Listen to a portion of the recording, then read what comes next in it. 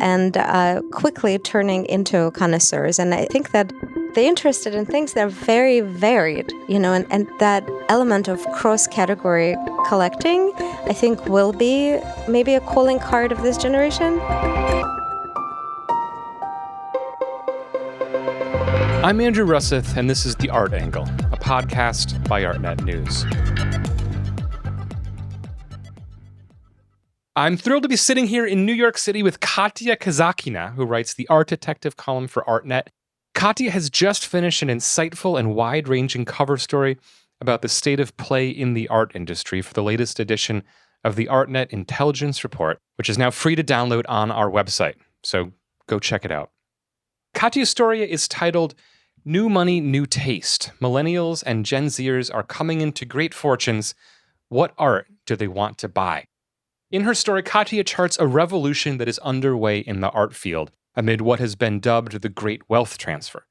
Economists, she reports, believe that some $84 trillion in assets will change hands over the next 20 years. That's trillion with a T. Gen Xers will inherit $30 trillion, millennials short behind with $27 trillion, and Gen Zers, the Zoomers, will take home $11 trillion. Just huge amounts of money. Katya writes that their values, taste, and investment decisions will determine the next cohort of top artists, who's in and who's out, who will endure and who will not. All of this is happening, of course, against the backdrop of an art market that has been marked by intense uncertainty following some very tough years, as data in the intelligence report shows. The whole industry feels unsettled and off-kilter, and firms of all sizes are trying to figure out how to navigate the situation, which is in part what Katya's story is about. So without further ado, we're going to dive in. Katya, thank you for being here. Thank you so much for having me. To start out with, maybe you could set the table for people and just explain what's happening in the art market. What happened last year in the report? What does the data say, and what does your reporting say? Well, the data is bleak. I'm sorry to report. Yes. But that's last year. So hopefully maybe that was just last year. Sort of big takeaways from our report and our data dive is that the total fine art sales generated by the three big auction houses, Christie's, Sotheby's, and Phillips, dropped 27.9% from 23 to 24. And that's following another almost 13% the previous year and another smaller decline. So we're basically looking at 43% drop since 2021. And in terms of dollar value, that's around $10 billion in total sales for 24, which is kind of almost the same as we saw during the pandemic in 2020, which was the low in many, many years. So it's been basically a very tough year for the art industry and for the art trade. It was remarkable to see those numbers in the sense that it's almost a reset. You look and you say, yeah, gosh, we can remember how quiet it was during the pandemic. Marquee auctions weren't even occurring, and yet last year we sort of matched that number. Your story kind of uses that as a backdrop to talk about the massive changes we're seeing in terms of how people engage with the art market, how firms try to sell people art within the market. Can you talk a little bit about how the story came about, that you came upon this new money, new taste idea? Well, we've been noticing some of this stuff just by looking, again, at the data and looking at some of the kind of stalwarts of the market and the titans of art history that have become at the top of the pyramid institutionally, with museums, with the trade, in every element. And you see some of their auction totals just topple or plummet. I was looking earlier this year at the sales of Picasso, the number one artist for years and years, and has produced so much. There's just a huge amount of material and huge amount and a lot of masterpieces. And we were looking this year that even though Picasso is still up there, I think it's number 4, but his total for 2024 fell by half. So it went from like over 500 million to like 221. But it's a huge decline. Totally. And so it's a question of like, are people not buying Picasso? Is Picasso over? Total exaggeration, obviously. But what has led? Or there were no good Picassos anymore out there? And so that went through my head. And then when I was at the Art Basel in Miami. Yes. You know, like the story. I love the story. This blew my mind as an editor and someone who follows art and loves art. So I'm in the convention center in Miami in December, and one of the first booths that I run to is the Gagosian booth, because it's kind of like a barometer of many things in the market. There is like Maurizio Catalan's middle finger, huge sculpture, and there are like a lot of hot contemporary artists. And then there's a really large-scale Warhol from 1963, and it's a kind of that silver... Remember Silver Elvis, like that kind of a palette, a very desirable prime year look, large scale, and it depicts, I think, 32 images of a woman in black, so it's kind of silver grayish, and she's laughing, she is frowning, she's wearing big sunglasses. It's very sexy, it's beautiful. And so I asked how much it cost, and actually I had to figure out how much it cost by asking around because they don't tell me how much things cost. So I found out that it cost $10 million. And I thought, like Silver Elvis, has sold for, I think, over 50 million. Oh, easy, right? Easy. I think, yeah. Even though 10 million is probably was one of the most expensive works in the convention center. But to me, it seemed like maybe it was not as expensive as it should have been. It seems surprisingly... affordable. As much as a Warhol that's in the nine figures can be. It's a crazy conversation, but in the scheme of things... Absolutely. Right? Yeah. I bump into people who buy and sell these types of Warhols. And, I started asking them, what do they think about this price and this work? Am I crazy to think that it's undervalued? What's the deal with it? And I remember one person said, well, Ethel Skull... I don't know if I can say it on here, but nobody liked her. Well, right, that was my point. The know-it-all art guy, I'm like, well, she wasn't a very, supposedly wasn't a very beloved figure, and maybe she's just an undesirable. It was a lot more to that. Yeah. And so somebody called her a B word. Anyway, nobody liked Ethel Skull, apparently. And I was like, really? Do you really think people care or know even? And then another art advisor told me, well, a lot of people don't know who she was. Younger collectors don't know who she was. And honestly, they don't care. Right. Even if you tell them who is Ethel Skull, they don't care. Right. It has no relevance to their lives. It has no relevance. And then the person said, a lot of Warhol celebrities and these portraits that have become so coveted in the market, it's the same with them, but even with his biggest stars, even with Elizabeth Taylor, or even with Jackie, or even if Marilyn Monroe, I don't know, he kind of questioned how much longer will these iconic works be valued at the level that they have been.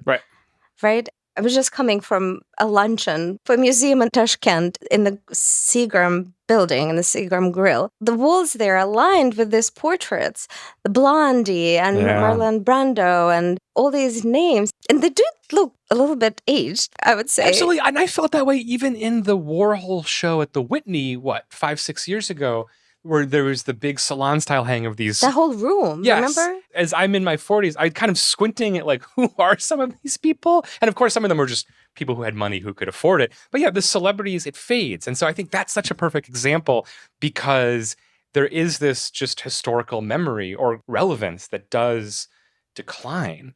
And I started asking people about this issue of, will the next generation place as much value, art historical value and actual value in dollar terms on these works and on these artists who we revere right now and who the market revere and top collectors must have in their homes to boast, to be of a certain caliber, right? But what if the next generation of collector doesn't mean the same to them? And what if they just stop buying? Can the whole market crash?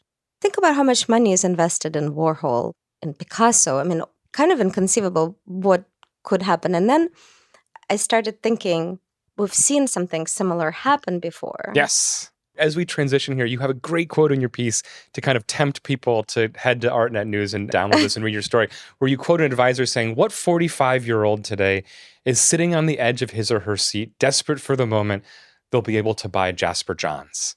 It doesn't exist necessarily. It's shocking, right? Yeah. It's a kind of a shocking proposition.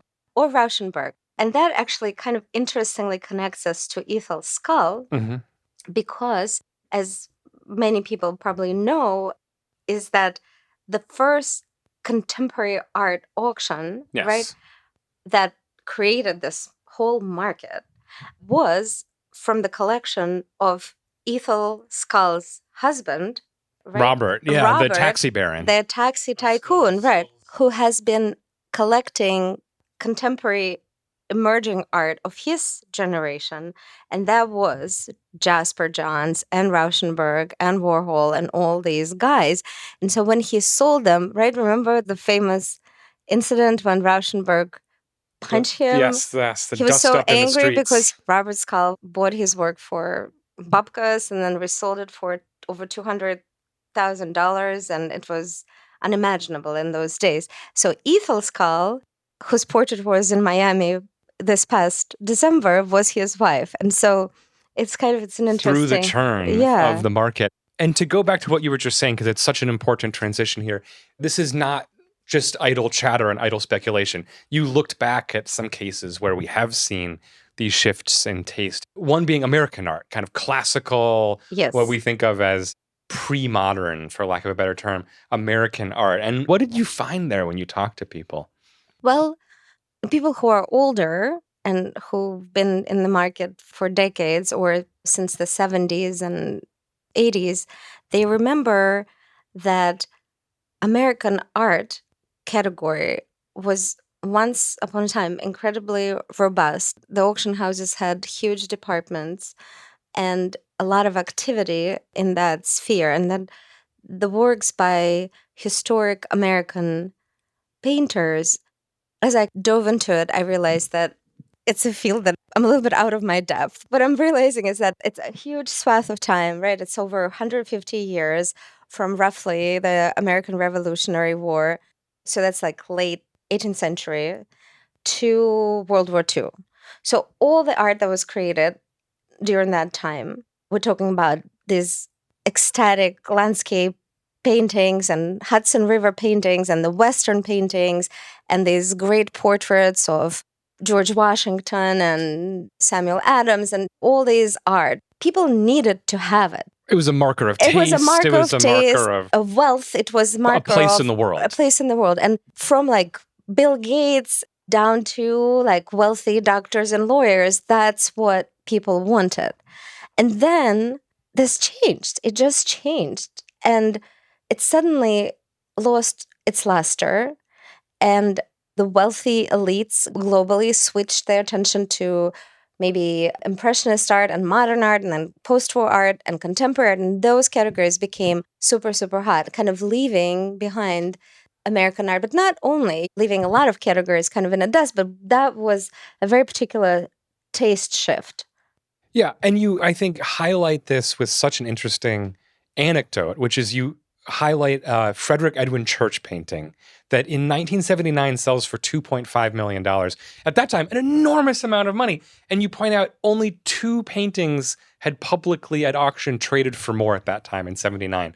By a decade later, Church's auction record had gone up to $8.2 million. Again, an enormous amount of money then, especially now. It's about $21 million today.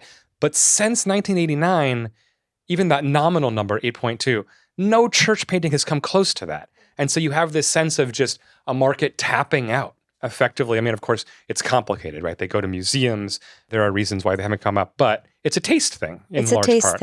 It's a taste thing. And so that painting ended up in the Dallas Museum. Amazing. It was donated. So if it happened with American art, could it happen with Picasso? Could it happen with Warhol? Yeah. Did you find people who were really anxious about this? What was the sense out there? Like, is there mass anxiety among people who hold a lot of Picassos and Warhols? Is it a wait-and-see situation? I didn't find a lot of anxiety. Yeah. There are several things happening. One is that the auction houses specifically who have a lot riding on this, they're kind of big on educating, and they say that we need to educate the younger generations. We need to bring them into the fold and to explain why Warhol and Picasso matter, that it's not just faces on canvas. There is art history behind them, and there's a reason why they're valued in that way. And then the second line of thinking is that even though, let's say, American next generation is not interested in these works, every decade there's basically another wave of new wealth generated somewhere in the world, you know?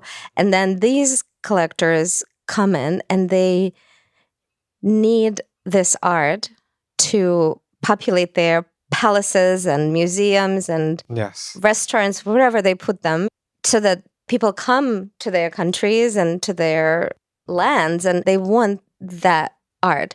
So even if Americans are not going to buy the greatest works, there will be others who would lap them up. Yes. You have a great quote from Christie's CEO, Bonnie Brennan. She says, "The burden is on us to educate them," talking about collectors. "We need to create moments that make them feel that these things are relevant to them, matter to them, interesting to them." To set another point alongside this, you point out that in the Artnet intelligence report last year, the top 10 artists generated almost $2 billion in auction sales. So when she talks about the importance of educating people, there's just a massive amount of value held in these very particular names. And so my question for you is, how are firms going about doing that, about educating people and making the pitch? The way it looks to me, they're just throwing a lot of stuff against the wall to see what sticks. What will get people? They're trying a lot of different things. On the topic of American art, for example, and that's interesting strategy that is starting to work for them, is that they started to put some of the artists from that era, artists like Georgia O'Keeffe, for example, or Hopper, in the sales that are less regional and less kind of encyclopedic, but to offer it to the global audience, so put them in the marquee sales in November and May. They've had bidding by global population for those works. So that's one thing. They love inviting celebrities to promote their sales. They love doing this. Just recently, they tapped Victoria Beckham, Hush Spice, remember her? Love her, yeah. Yeah, so to curated sale. I don't know, she cherry-picked or they just used her name. It's never really clear. So they hope that, I guess, the fans of Victoria Beckham will flock to Sotheby's to buy all these works of contemporary art. So to do that, in January, Christie's had a sale of old masters.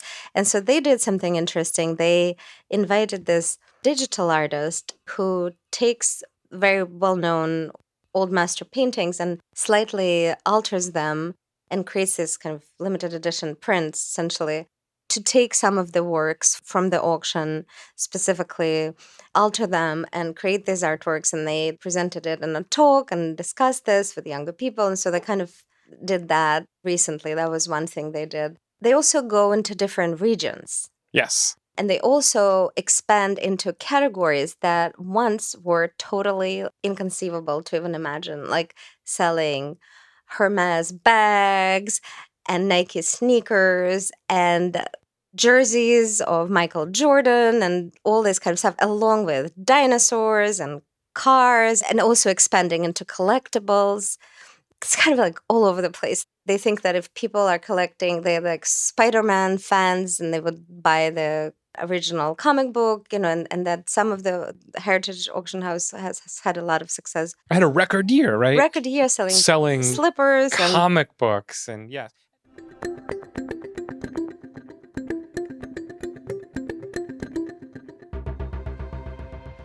One of the many things I found interesting about your story is that it seems like, it is this multi-pronged approach. It's, we're going to tell you why this old master matters, why Titian, Chardin is interesting. But also, like, if you're not buying that, we can sell you the sneakers over here. And you point out how I feel like, in a way, we've become inured to it so quickly, but it really is a shocking change compared to where things stood 10 years ago, right? Unimaginable to be selling these things so publicly in such, I mean, you had the great example of the sale. I believe it was Sotheby's, right? It was the Jordans. It was... Yes, it was just 12 lots. It was a very tiny sale, but it had like... Kobe Bryant sneakers, a Roman marble from the first century. I'm just reading from your reporting now. Louis XV cabinets. Bizarre. It's wild. And is it working? Do they have a sense that they are finding people who are entering the fold and becoming auction buyers? Well, I hear mixed reports on that. I think like jewelry and cars work, but it's not like somebody who bought the sneakers and the handbag would go and buy any, I don't know, work of post-war art necessarily. Like it's or start collecting them like in depth or with any regularity.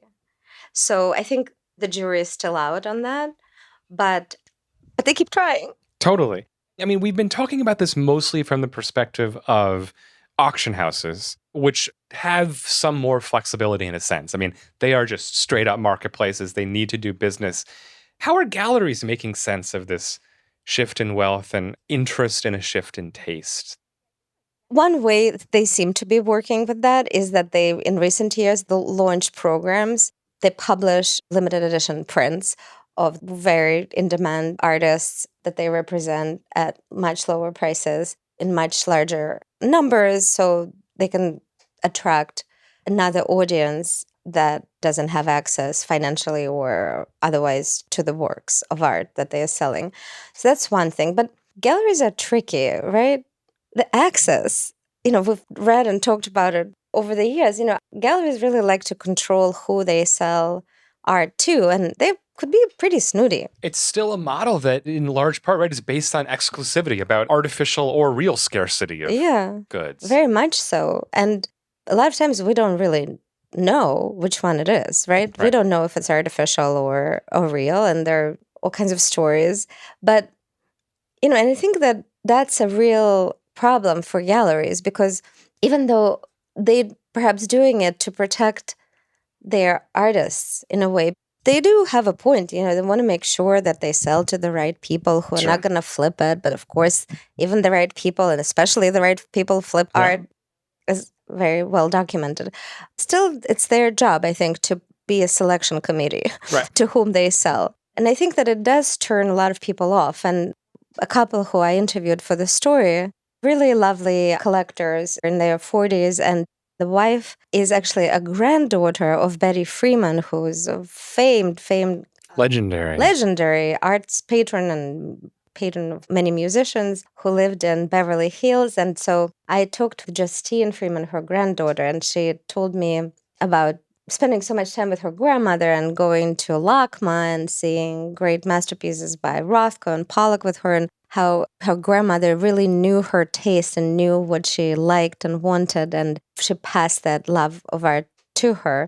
So now she's a collector in her own right. At this point, she has a lot of very sought-after artists like Jade Fadojotimi and Hilary Pekis. But when they started buying art, they had a really hard time gaining access. That galleries basically wouldn't sell them anything because they didn't know who they were. And she didn't feel like dropping her grandmother's name and having to prove that she was someone. They had flat out rejections. For a while, her husband said that he didn't like buying things at auction because he felt they were like somebody else's leftovers. And they did want to buy things through the primary galleries. So eventually they ended up working with an art advisor, Adam Green, and he opened many doors for them, and the rest is history. But this is the couple who luckily saw this rejection somehow as a challenge that needed to be overcome. Right. From what you're telling me about them, these are the sort of patrons that galleries really need to cultivate. 100%. To stay alive here. It sounds like they're coming at it from a very almost old school sensibility of connoisseurship, even coming from her grandmother. 100%. Like. But it was interesting. I asked them, kind of thinking that a lot of their friends buy art as well. And they said, no, they're old friends. Don't even understand what they're doing. And they can't believe that they're investing so much time and money into art. They said, why don't you buy real estate? So that's all of those people who think that way. Galleries really need to pay them attention and convert them. Right. There are so many more rich people who don't buy art. This is going back a little bit to reporting you did last year, not intelligence report related, but you wrote about the kind of hospitality programs that have grown up around some galleries, Hauser and Wirth being the big example. Do you think that is part of a pitch to attract a certain kind of younger collector? They want to go stay at the hotel that the firm owns and in Somerset, England, go to or Somerset, in Mallorca, England, they go to Mallorca, they want to eat at the restaurant, and then it becomes sort of more natural to buy a painting off the wall or something? Right. I think so. I mean, it's very attractive and it's very seductive. Last month, I went to the new restaurant that Hauser and Wirth opened in Soho, and it's fabulous. Yeah. It's really fabulous because of all the art that's there. And it's very surprising pieces, murals on the walls, like absolutely charming, like some kind of an ensemble, like above the bar. It just so unlike anything else. Yeah, and these younger generations, dining out's a cultural experience. Vacationing is a cultural experience, since it's a way to tap in, maybe. You had mentioned wanting to talk about the idea of the kind of changing collecting habits maybe around women. Right, so this particular couple, that was interesting. So they collect mostly female artists. And Justine Freeman told me that it's particularly an area that her grandmother overlooked, because in those days, women artists, maybe they were just in the shadows, or it wasn't as widespread as it is now to collect. And so she is kind of like thinking about it in that way. And she's looking for works that either aesthetically or conceptually link to the works that her grandmother had. And that was kind of very interesting, the way she talked about some of them.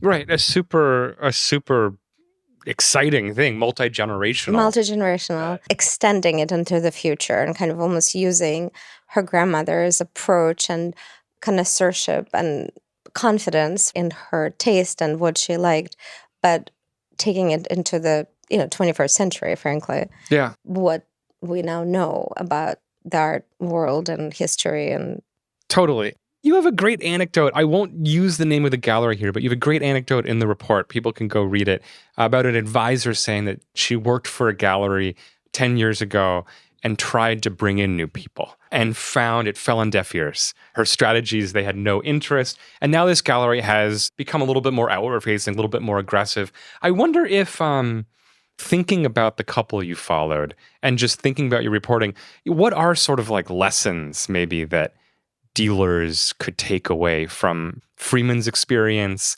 from the reporting about specifically this advisor having a failure to change the strategy? What are lessons that you felt like you could take away?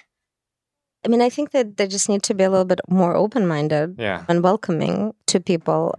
They can't rely on Donna Mirabal or Beth DeWoody. Like, you just can't. Right, they can't buy it all. You need like more people, frankly. Right. They just need more people. And so maybe just be a little less snooty. It's a really interesting problem. It always strikes me, right? You don't need 500,000 new art collectors, but you need like a few thousand, a few tens of thousands maybe even, that are spending a decent amount of money to kind of keep it going. It's not an enormous number, but you do have to make the efforts. You need to make an effort. And otherwise, you don't have two people in a room fighting over a painting. We just went through a huge bubble burst, right? And you know that when it's going up, they have so much demand from all over the world, they can't even keep up, right? Yeah.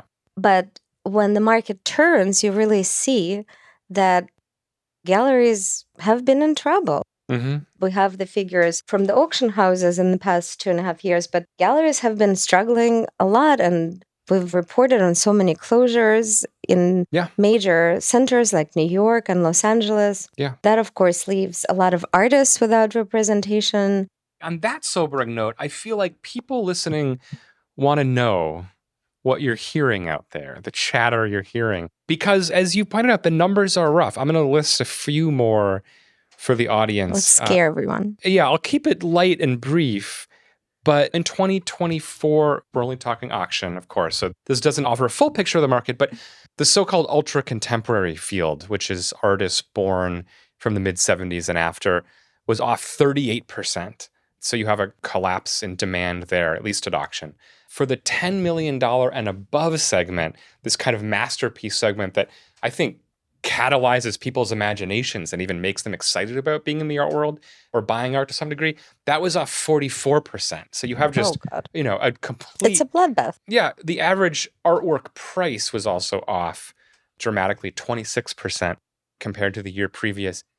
We're recording this in March. The London sales are taking place. We're getting murmurs about what will happen in the big May sales. What are you hearing? Will we see big ticket items come out? What's your sense of where the market stands? Have we hit bottom? An awful kind of turn of phrase. Right. Everyone hopes that we've hit bottom. Yeah. I think it's probably a little early to say. What I am hearing is that it's very difficult for the auction houses to get consignment, and especially collections. That people who have a discretion whether to sell now or not, they don't want to sell now. You can't blame them. There's so much uncertainty right now in the world. I don't want to buy eggs. I don't want to buy... Avocados are kind of a hard sell right now for me. I wouldn't want to transact in large artworks either. So, I don't know. It's tricky. I think that they struggled to fill in London sales, and we had 3 sales here in New York, like smaller value items. I feel like it was a mixed bag of results, but still a lot of things didn't find buyers and sold for not as well as they would have 2 years ago. And it's also interesting what's missing from these sales, which I want to analyze a little closer.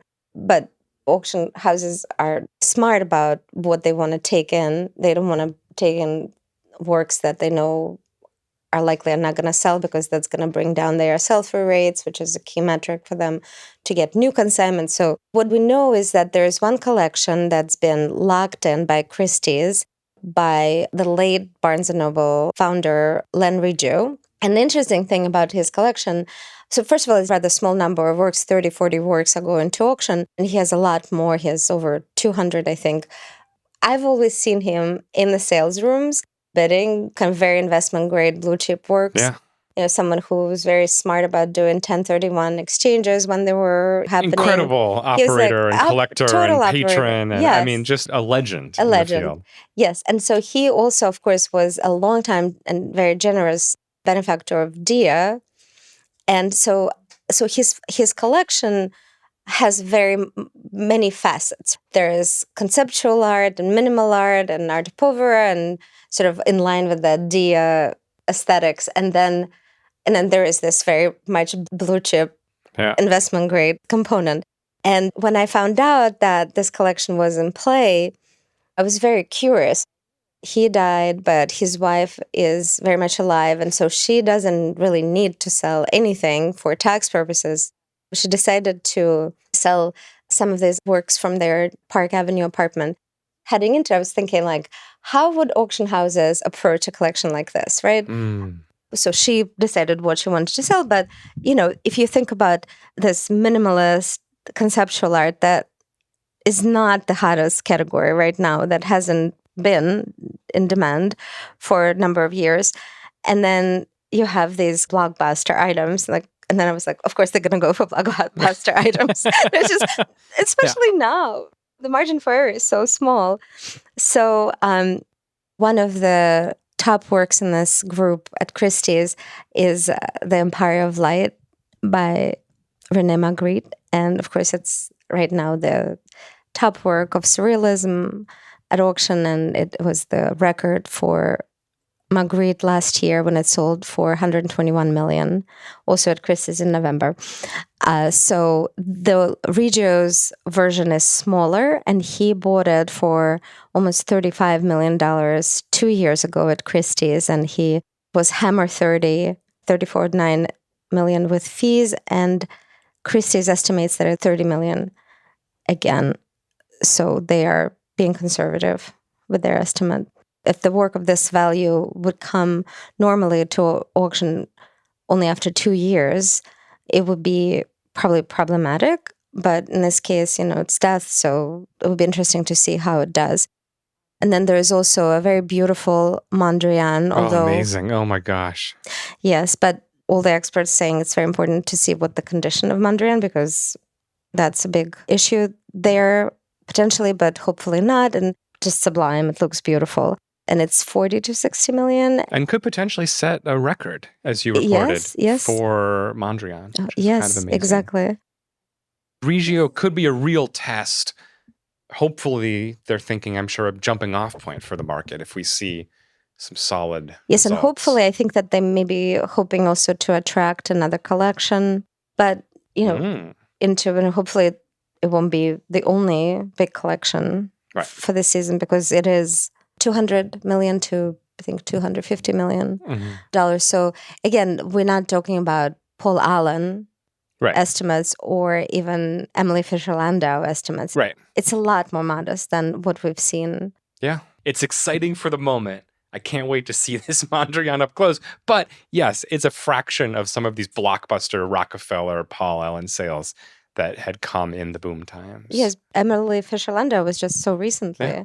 Yeah. Auction houses just had last year pretty big staff reductions. Right. So for them, this kind of a collection comes also with a lot of risk, because to win it, they have to offer a guarantee to the seller, and they have a lot of money riding on it. And if they don't do well, a lot of times these kinds of sales, when they're not successful, they're followed by, unfortunately, layoffs and belt tightening, and the market is unpredictable right now. Yeah, it's frightening, trimming across the industry.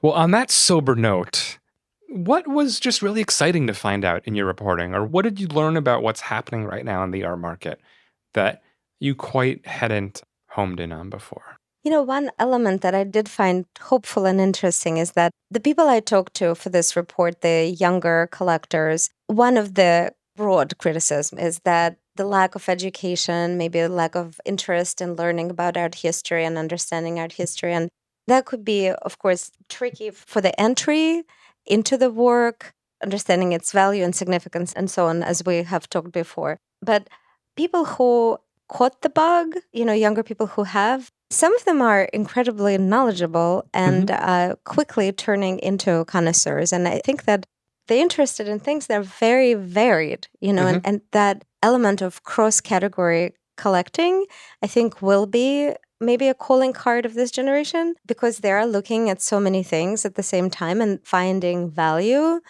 in categories that are different, so not in just one place. And when I was in Paris in October to cover Art Basel Paris, I covered also the auction of Surrealist art and modern art at Sotheby's, their new headquarters in Paris. And I noticed that there was this one younger specialist whom I've known for many years, Jackie Wachter, and she was bidding on these small busts by Henry Moore, these small bronzes. And there were 3 of them, and she would bid on them doggedly. And she ended up buying 2 of them and underbid the 3rd one. And I think the prices went over the high estimates. I know that she had worked with some very famous entertainment people. I was just curious, who she represented, if this was for a younger collector. And she did say that indeed it was for kind of a younger collector who had been really focused on ultra-contemporary and are now expanding